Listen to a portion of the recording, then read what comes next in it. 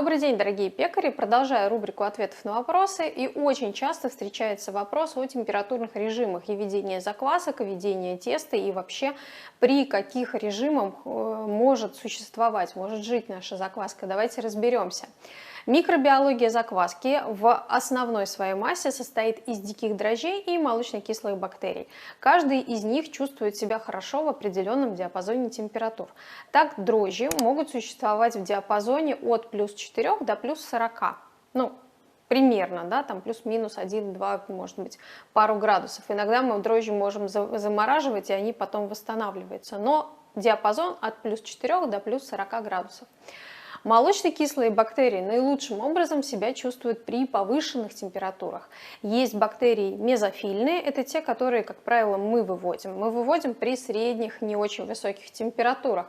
Есть термофильные, и термофильные живут при температурах выше 40 градусов, выше 50 градусов, тех температурах, где дрожжи не живут. Поэтому, раз у нас в закваске и дрожжи, и молочно-кислые бактерии, значит, мы рассматриваем мезофильные молочно-кислые бактерии. Они себя наилучшим образом чувствуют в диапазоне температур от плюс 25-26 до плюс 35. Самый лучший диапазон для них 28-32 градуса. Они прекрасно размножаются, прекрасно образуют молочную кислоту и насыщают нашу закваску вкусом, ароматом, и хлеб наш тоже ферментирует замечательно. Дрожжи наилучшим образом себя чувствуют в диапазоне температур от плюс 20, даже, наверное, 18, от плюс 18 до где-то 26 градусов. Можно делать температуру выше, пойдет более быстрое брожение, но процесс может стать неуправляемым, и он может выйти из-под вашего контроля. Поэтому, чтобы закваска хорошо себя чувствовала, мы ищем пересечение этого диапазона. Когда мы выводим закваску, обратите внимание, рекомендуемые температуры 26-28, чтобы и дрожжи развивались, и молочно-кислые бактерии развивались. То есть на стыке вот этих диапазонов мы ищем момент, где и те, и другие хорошо себя чувствуют. Когда мы ведем закваски, храня их при разных температурах, мы тоже отдаем приоритет одной или другой части микробиологии нашей закваски.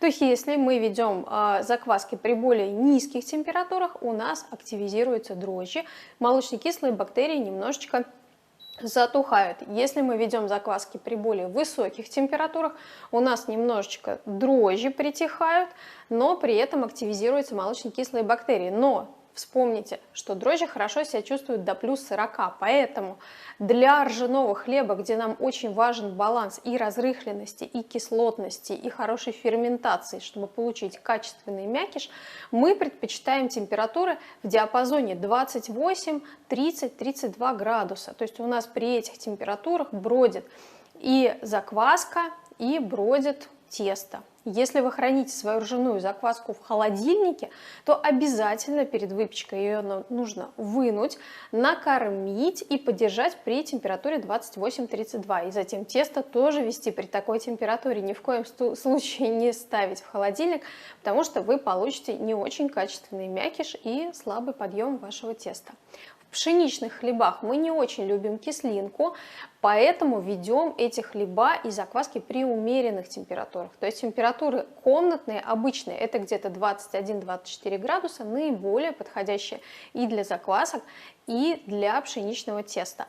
И поэтому именно можно вести через долгое брожение, через долгую расстойку в холодильнике, в холоде, потому что дрожжи прекрасно продолжают работать, а молочно-кислые бактерии немножечко засыпают, перестают так активно выделять свою кислоту, при этом продолжая все-таки ферментировать тесто, делая это медленно и долго. И мы получаем рыхлый, красивый, пышный хлеб без явной кислинки. Это нравится большинству пекарей и тех, кого вы угощаете.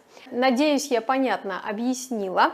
Задавайте еще вопросы, будем разбирать, будем с вами продолжать печь и испечем еще много всего интересного.